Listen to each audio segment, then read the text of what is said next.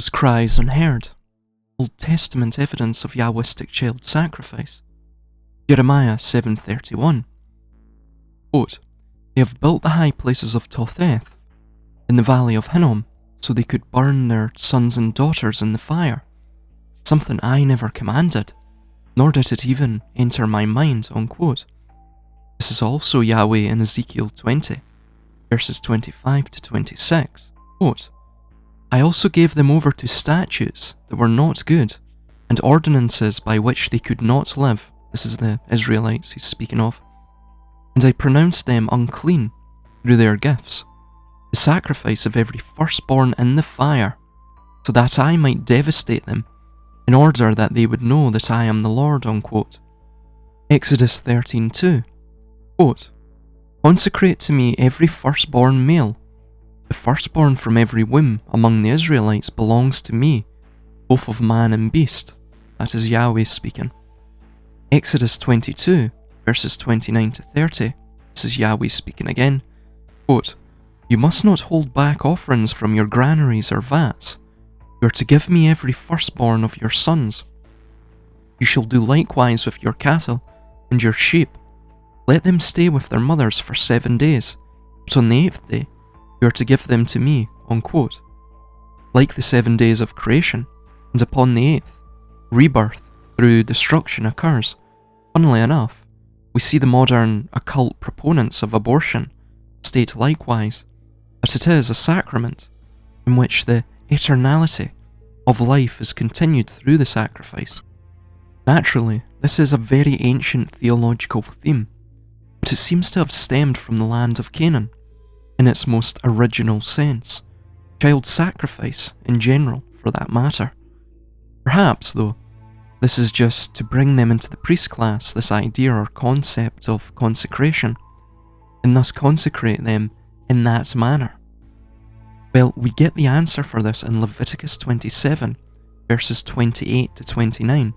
Quote, "But nothing that a person owns and consecrates to the Lord, whether a human being, or an animal or family land, may be sold or redeemed. Everything so devoted is most holy to the Lord. No person devoted to destruction may be ransomed. They are to be put to death."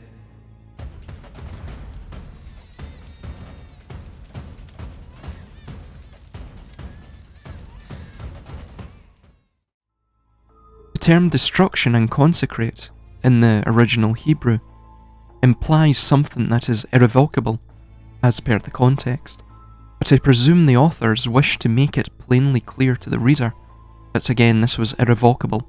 Once one had been consecrated, they were destined for death.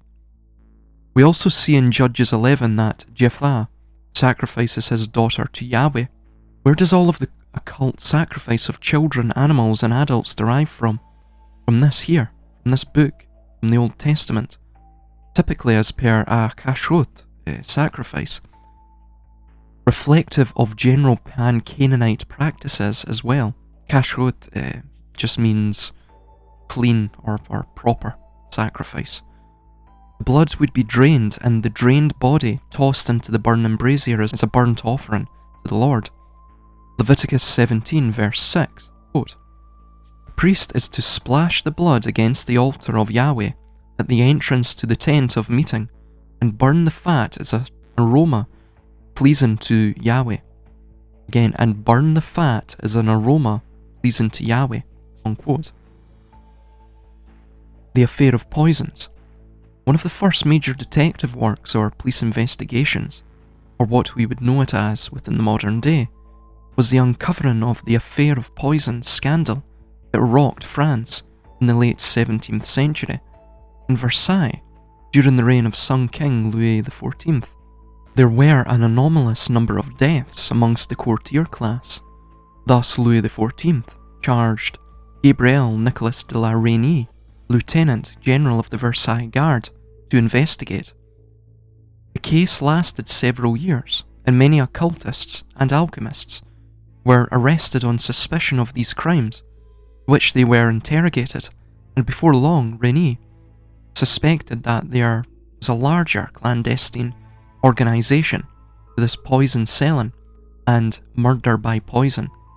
The breakthrough in the case came when Marie de Bougainvillea, a noble woman who had used poison to murder her father and siblings, thus inheriting the family estate unopposed, got drunk at a party and boasted how her poison selling to the aristocracy would lead her to retiring early. One of the guests informed on her to the police, who set up a sting to buy poison from her. Once they had verified the deadliness of what she had sold them, they swooped in and arrested her. Allegedly, when they arrested her, she was in the middle of incestual relations with her 2 sons and her daughter. After torture, Marie exposed the entire organisation to the guards.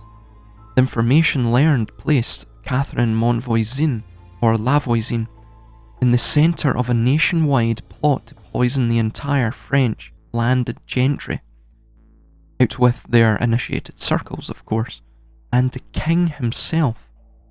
However, other facts came to light, such as the Canaanite-derived satanic sacrifices that were afoot amongst the aristocracy and high flyers of society. At Madame de Montespan's, the Sun King's consort's estate, one sordid account of the Black Mass is set and given by Etienne Guibourg, the priest who performed the ceremony.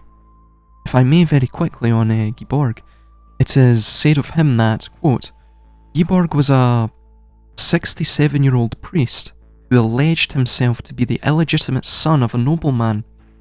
He had a number of benefices in Paris and the surrounding districts. His reputation was evil, and in the pursuit of black magic, he was utterly ruthless. He had several children by his mistress, a woman called La Chanfreine, and he was said to have used some of them, the children, as sacrifices in his monstrous rites, unquote. Continuing on with the description of the ceremony, the officiators of the ceremony laid a black cloth on an altar. Madame de Montespan then laid down on it, face up and completely naked. An infant was then brought to this altar. The priest laid the chalice on the naked woman's belly. La Voisin then cut the prematurely birthed infant's throat and let it pour into the chalice, spilling out onto the woman's body. In the process, she threw the body callously into a nearby furnace as the priest raised the chalice and completed the ritual. At the consecration, the priest uttered an infernal incantation, quote, Ashtaroth, Asmodeus, princes of affection, I conjure you to accept the sacrifice I present to you of this child for the things that I ask of you, which are that the affection of the king and my lord Dauphin for me may be continued, that honoured by the princes and princesses of the court, nothing be denied me of all that I shall ask the king, as well for my relatives, as my servitors, unquote. Ashtaroth is a variant of Asherah, consort of Yahweh. Indeed, there are far more connections theologically, but that is contained in my new work. As for Asmodeus, that etymologically traces back to the terms Shamdon and Shidonai. Shidonai is but a variation of Shaddai, as in Bel Shaddai or El Shaddai. Again, the Lord of the Mountain, that's its literal meaning. That comes from the Amorites.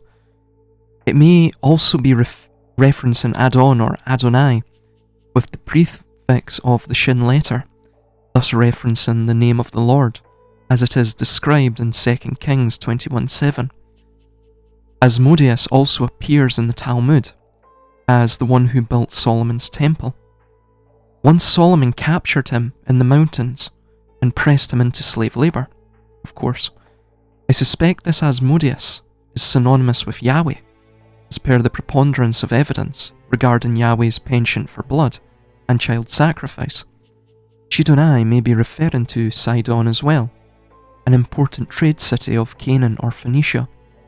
the same area ruled by King Hiram of Tyre, the Solomonic character that appears prominently within the temple story. Asmodeus links to the Jewish Asmodai, the king of demons, as mentioned, and seems to derive from the Persian Ishmadeva, or literally, the demon of wrath. These two deities are clearly connected, and indeed, I suspect Judaism borrowed this mythological demon from the Persians, and the Persians earlier derived it from the Vedic traditions.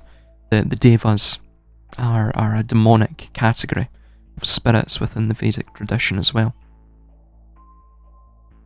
Within the apocryphal Book of Tobit, we find that Asmodai was so in love with Sarah, the daughter of Raguel, that he poisoned every one of her suitors.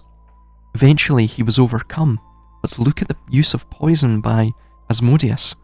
This assuredly is where his follower Lavoisin got to this from, this poison making, poison selling, poison use, if you will, along with the rest of the cult that use poison for political applications, even to this day. Furthermore, Asmodeus is considered a beneficent character within the exegetical works of Torah. For example, in the Zohar, in Chas 762, we see it as written that, quote, "And Asmodeus, the king of the spirits, or demons, and all his demonic family are, it has been taught, Ivri spirits." I'm using the term Ivri there. Again, this is going up to YouTube, of course, so I'm using that there. Hopefully you understand what that means.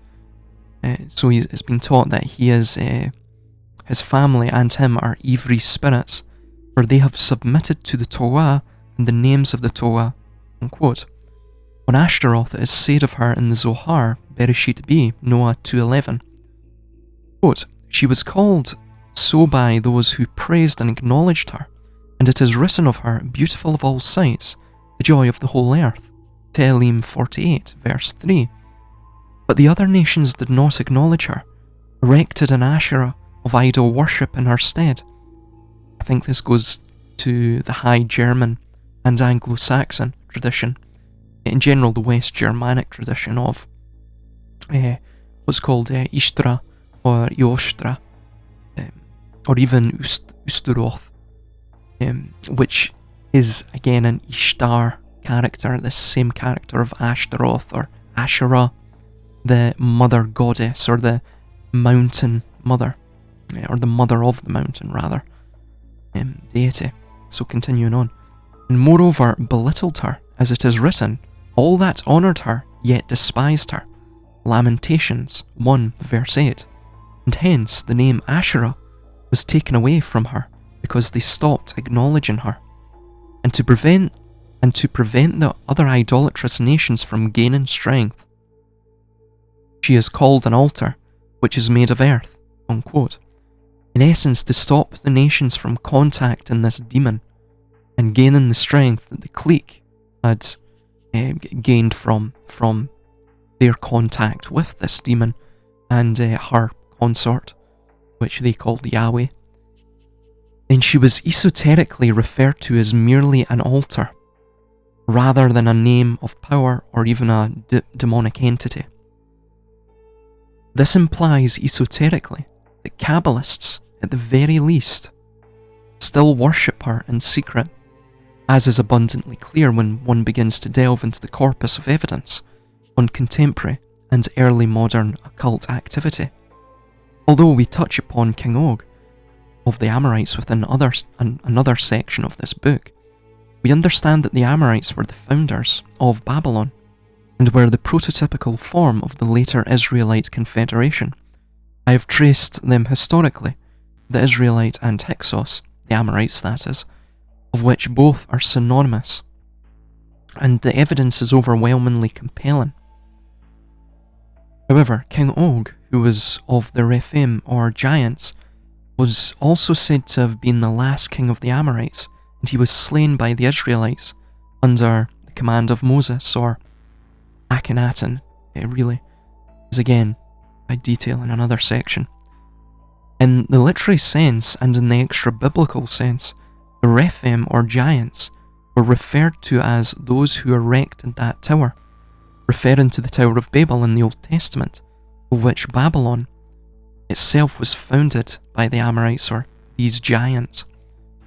For instance, on the extra biblical sources for this tower, we see that in the Aztec mythology, as relayed to us by the Duran Codex. It was believed that in a time of prehistory, quote, men of monstrous stature took possession of this country. These giants decided to build a tower so high that its summit would reach unto heaven, unquote. That's from The History of the Indies of New Spain by Friar Diego Duran, pages 8 to 9. However, interestingly, this links to Ashtaroth, or Yahweh's Asherah, via Og's capital in Bashan, being called Ashtaroth Karnaim, or literally Ashtaroth of the Two Horns. Of further interest, Jebel Bukarnin, outside of Carthage, was a mountain with a holy mountain in those days, with a crescent-shaped peak resembling two horns, and the name itself means Lord with two horns, or the one with two horns. Sacrificial rites of humans and children, and animals as well, would be carried out on top of this mountain, archaeological evidence seems to purport. Of note too, the Carthaginians appear to have had both part-time and full-time priests, the latter called Kohanim, or singular Kohen, again a cognate with the Hebrew term Kohen, again, which is a priestly position. And they were led by the high priests called Rab Kohanim, or literally the master priest or the great priest. Again, that's where the term rabbi, or my master, comes from. The sacrificial rites on top of Jebel Bukarnin in the days of Carthage, linked to Baal Hamon and Tanit, or Yahweh and Asherah, which is another name for Baal Hamon and Tanit. The horns of Ammon, another two-horn motif, appears in the Quranic figure Du al-Karnain, or he of the two horns, which has been alleged to be Alexander the Great by some Quranic scholars. Indeed, we find that Alexander the Great's visage appeared on a silver tetrachum issued posthumously and dating to 241 BC, where he wears the horns of Ammon, or the two horns upon his head. What do Abrahamists say at the end of prayers? Most denominations anyway. Amen. Again, that derives from Ammon or Amun. This all goes back to Amuru, right? Or Amarutu, the bull calf of the sun god, or the son of the sun, the sort of proto-Yahweh character. He also went by the name Marduk, or even Baal, which was an abbreviated form of his epithet Bel Shaddai, or Baal Shaddai. Continuing on, in Canaanite Ugarit, we find a 13th century BC inscription that reads, quote, "And may Anat, Ashtaroth, the powerful drink, the mistress of kingship, the mistress of dominion, the mistress of the high heavens, the mistress of the earth," unquote. It's very strange because Yahweh himself is called, in several verses he's stated to eventually become the king of the earth within the Old Testament. Furthermore as well, within the New York complex in North America, if you can believe it, they actually found several inscriptions written in a Paleo-Hebraic script dating from about the 1st century BC, the 1st century AD, where, among other descriptions of Yahweh, they find the description of, or the epithet of, Eretz Melecha, right? Eretz Melecha, which literally means king of the earth, or lord of the earth. So again, we see Anat, or Ashtaroth here, Asherah essentially, being described as mistress of kingship, mistress of dominion. Again, Yahweh is said to put an end to all nations come the time of redemption, and his Mashiach will rule the earth on his behalf as a sort of physical manifestation of Yahweh on earth. And she's also called the Mistress of Earth, right? So again, this must be referring to Asherah, the consort of Yahweh.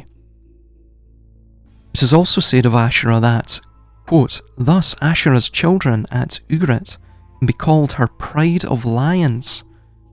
Goddess is called Lady of the Serpent. In the 2nd millennium BC inscriptions from the Sinai, the late 13th century BC Lachish Ur, dedicated to Asherah, is decorated with images of sacred trees. For example, one of the Canaanite epithets of Asherah, Elat, meaning goddess, is etymologically identical to the Hebrew word for the terebinth tree, Elah. Another word for terebinth would be Allah, and two words for oak, Elon and Alon, are also closely related, unquote. Asherah appears in the Hebrew Bible more than 30 times directly, and indirectly quite several dozen more. Notice the lion motif appear in there, and the serpent motif as well. These are all biblically related, naturally. Of course, the pride of lions, we have the Lion of Judah, right? Moreover, recall the Templar treasure at Oak Island. Why did they pick this island full of oak trees? Those Templars who were said to worship Mother Mary more than Christ. Simply put, because the mother goddess they were worshipping was actually Asherah or Ashtaroth, which is the plural of Astarte. Again, Ishtar, Asherah, they're all the same deity. The name Mary itself, or Miriam, etymologically derives from either mirer, meaning to be bitter, or the root mere, or Mary, meaning to mutiny or rebel or to be in disobedience. These probably are from the Egyptian Mary, meaning beloved, or Meria. Of the first two, those link, again the first two Hebrew ones, those link with the overall premise of this Lord of the Earth character's desire to take over the entire world and have all flesh come to bow before him. Isaiah 66, verse 23. But the Egyptian etymology appears contrary to the rest. Why is that the case? Well, let us investigate. It seems that Mur is but another form of fighting bull. This is the etymological root of Mary, right? And even the etymological root of Meria, which means beloved in Egyptian. So Mer is but another form for the word fighting bull, right? In Egyptian. And thus we see another link to the bulls and horns. Moreover, this Mer root links all the way back to the word Amar, which was both a term used for the Hyksos by the ancient Egyptians, and it was a term used by the Akkadians to describe the Amorites, hence Amar, or the Mur. This was due to the deity that they worshipped ostensibly, who was named Amuru. Again, Mur means fighting bull. Amarutu, or Amuru, really Amarutu is the full name, literally means bull calf of the sun god, right? Again, Mur means fighting bull. So it's all linked. Templars were obviously worshipping a Babylonian deity. I touch upon it in my book. This deity itself, what they believe is that it has to be unified, right? The male and female aspect, the Yahweh in Asherah, or the Mashiach in the Shekinah, in the Zohar context. Again, the Shekinah is just the divine female, like Asherah. They have to be combined, right? Yeah, they have to become the hermaphrodite, the rebus, right? That's what they believe, right? This deity, as I have mentioned previously, was an ideological construct, this Amaru, or Amarutu, that embodied the entire nation and the national spirit of the Amorites. something we see likewise in Abrahamism and Yahweh worship too. Hence, Mer, or Mother Mary, links to the Amorites and this cult of the sacred bull, as well, which goes back to Sumeria, Acadia, and Babylon itself. In Sumeria and Acadia, the deity was called Inanna or Ishtar, of whose symbols were the lion. Again, interestingly, we see the Lion of Judah appear within Abrahamism as well, and the 8-pointed star, a symbol that appears throughout the world, from St. Peter's Basilica courtyard to the UN logo. Even the Hospitaller cross is a hidden 8-pointed star via V outline of its cardinal points upon the cross. Again, the V itself creates 2 points as opposed to 1, hence it's not just a 4-pointed cross, it's actually a hidden 8-pointed star. Sexual rites and animal sacrifice seemed common within her ceremonies, to which we can imagine this trickled down into the occult sex practices as well. Curiously, this deity of Ishtar appears in the West Germanic, and just before I get onto this, clearly as I have outlined, the Templars and all of these various supposedly Christian knightly orders were clearly worshipping this mother goddess figure, right? And by extension, Amaru and Amarutu. Another thing to add as well, and I get into it within the book, I didn't actually include it within these notes, I should have, is Amarutu, or Amuru, or Marduk. Again, this prototypical Yahweh character within Babylon and the Amorite nation who founded Babylon.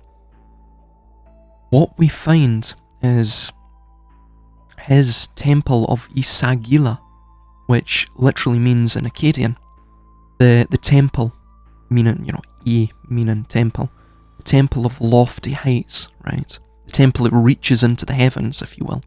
And this is probably where the Tower of Babel, derived from, mythologically. However, that temple of Marduk had 8 levels. Had 8 levels to it, right? The Templars, if you look at any Templar architecture out there, the Newport Tower, all of the various Templar funded and built priories and cathedrals and monasteries throughout Europe as well, what you typically find is that at the altar, it's typically laid out in an octagonal shape, right? In an octagonal shape. Now again, this is reverence for Ishtar, whose symbol was the 8-pointed star, but it is also, I think, referencing, as was their worship of this Mother Mary, or the Mother Emur, literally the Mother Bull, or the Mother Fighting Bull. It's referencing this Babylonian deity, this Amorite deity, Amaru, or Amarutu, the bull calf of the sun god, and his temple, Isagila, the temple of lofty heights, the Tower of Babel, essentially. It had 8 levels. Now, I get into it within other notes, but in the Zohar, I'm paraphrasing of course, but it discusses at the time of the Mashiach, at the time of redemption, Hashem shall be like a strong tower, right? And there shall be built a new tower, physically. And this is what it states, I'm not joking. That tower shall never again fall as it did. It's a literal verbatim quote from the Zohar. Touch upon it within notes I have coming up on the Amorites, but that's basically where all of this goes to. Now, if you're an Abrahamic adherent, firstly you're duped. You're totally duped. The exegetical works that are created by the priest class, that they are God, right? They invented the ideological construct of Yahweh and of this Abrahamic God, right? They put the words into Yahweh's mouth that you read from the Old Testament and the New. So basically what they have done is crafted a sort of distraction, a tool of distraction, weapon of anesthetization, mentally and spiritually, right? And of course, if you are Christian and you're, besotted, mesmerized by Jesus, of course you're not going to believe me, right, in regards to that. That's okay. You'll just be deceived come the time of redemption and the Mashiach. And honestly, if you read the Zohar and the other exegetical works on this, it is extremely frightening what they're going to do to the individuals they call idol worshippers, right? Idolaters. You're considered an idolater, right? To this clique. I've already went into some of the quotes of what is going to occur from the Old Testament. I will create notes, specific notes on what it states regarding the punishment for idolatry in the Zohar. So yes, continuing on. Curiously, this same deity of Ishtar appears in the West Germanic and Anglo-Saxon tradition as Ustermananoth, right? Again, Ashtaroth. In Old High German or in Old Saxon, Asteron, a deity of rebirth or spring. Austria or Ostron is also another allusion to this, with the Ostara or eastern direction being that of the rising sun, right? Again, that links to the last stage of the great work, which is the Satrinitas. Some manuscripts it's considered the penultimate stage of the great work, the alchemical great work. Essentially, the great work is, or the magnum opus is, the New World Order, how to bring it into being in a sort of metaphorical and allegorical sense, right? An arcane or mystical sense, if you will. Satrinitas literally means the yellowing, but in a more direct sense, it means dawn's new light. Where does dawn rise from? East, right? You see with Eastern Star, which is a female offshoot of Masonry. Obviously, Masonry itself is an offshoot of Kabbalah and so on and so forth. Kabbalah literally meaning the traditions, potentially that which predates what we would refer to as Reformed Abrahamism, if you will. So yes, the temples of the Eastern Star, again, the Eastern Star, they're all facing east. To my recollection, I think all of the Masonic temples as well face east. Again, so did the Temple of Solomon and the Tabernacle. Now, why did it face east? Well, firstly, we have this, the dawn's new light, right? So the Luciferian notion, if you will, that, after the moon sets to the west, the sun rises to the east, right? The east was considered that of life, the west was considered that of death. Very interesting, everything surrounding that concept, but we find that within the Garden of Eden, it was said to face on an east to west axis, right?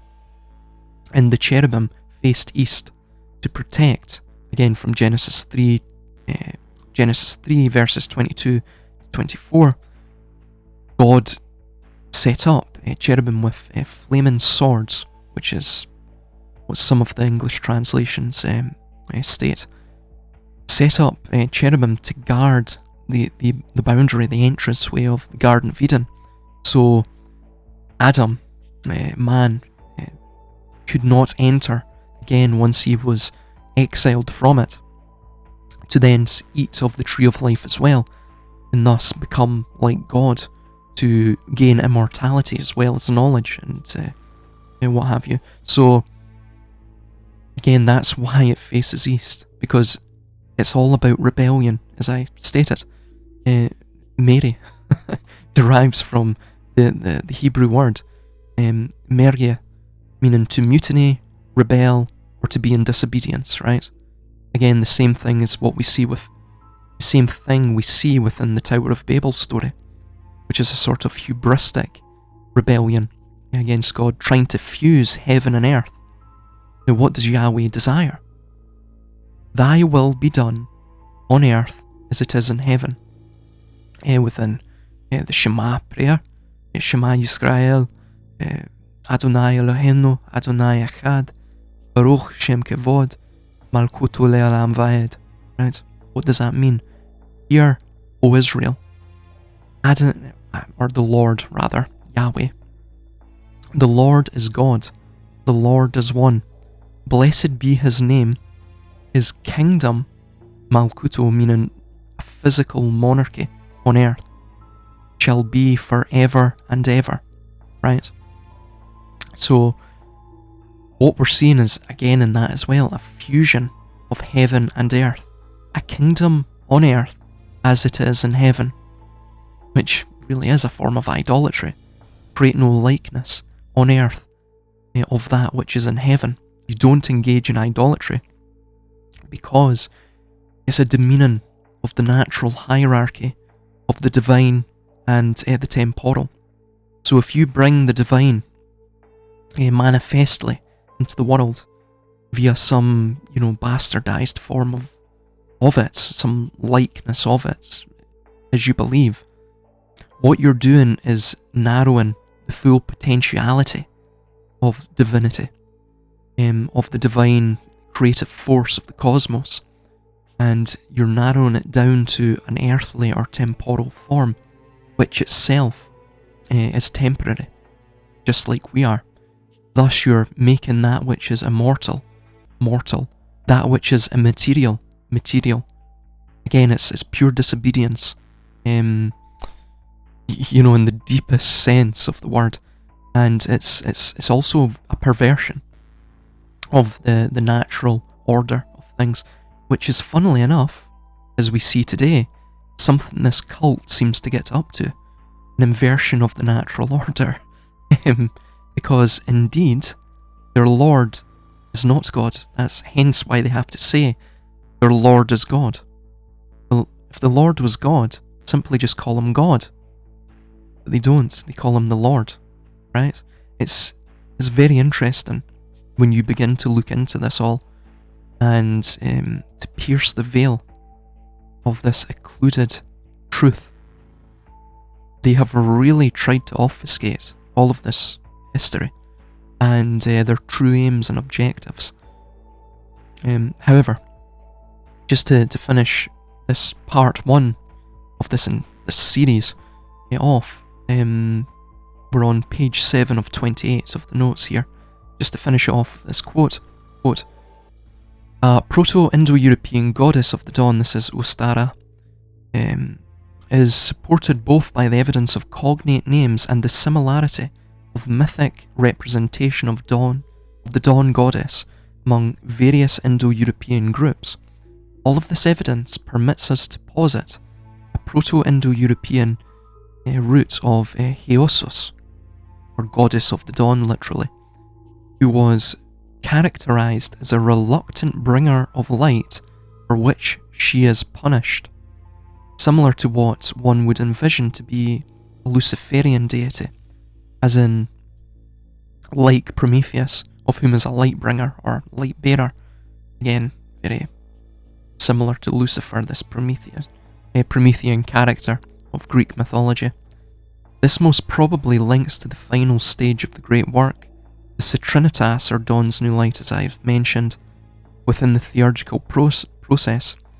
She is also referred to as a daughter of heaven, or queen of heaven, just like Ishtar